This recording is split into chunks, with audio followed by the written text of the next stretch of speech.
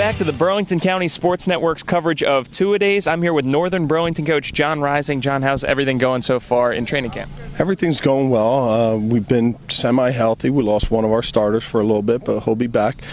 Kids are working hard. Coaches are working hard. It's been a good preseason so far. You've got a large chunk of the team intact from last year's 8-3 squad. How do you follow up on a level of success like that?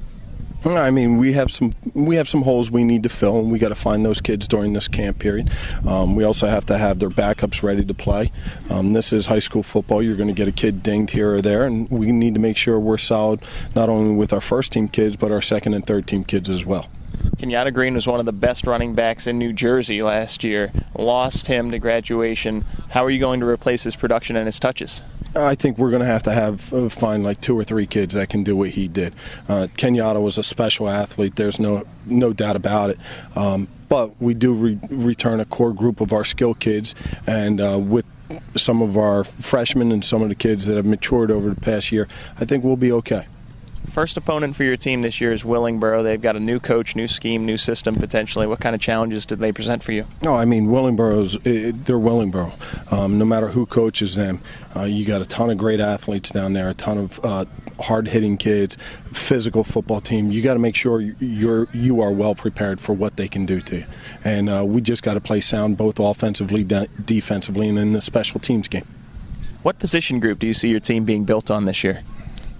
I would love it to be built around the interior lineman. I think any good football team is based on how good you are up front on both sides of the ball. Your skill kids are your skill kids, but if you don't have the kids up front that can do the job, then you're going to face an uphill battle. Are there any individuals early on who have identified themselves as potential X-Factors for your team? I think we do have a couple X-Factors. We got a couple skill kids that are definitely special. We have a sophomore, Mark Granberry, who had an outstanding year last year as a freshman starting for us.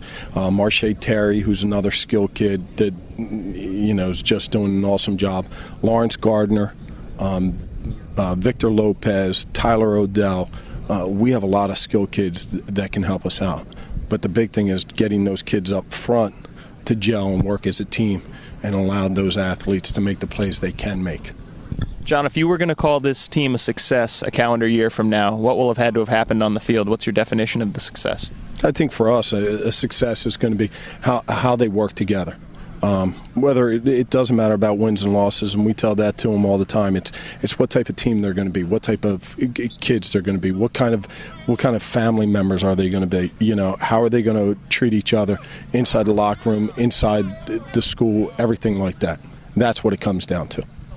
And finally, are there any players that you've identified as taking the largest steps from last year to this year? Probably Moses Vance. Moses was a JV football player for us last year, but this year he's really stepped up, and he's going to be one of our significant contributors. Well, John, thanks a lot. Best of luck on the field this year. Thank you.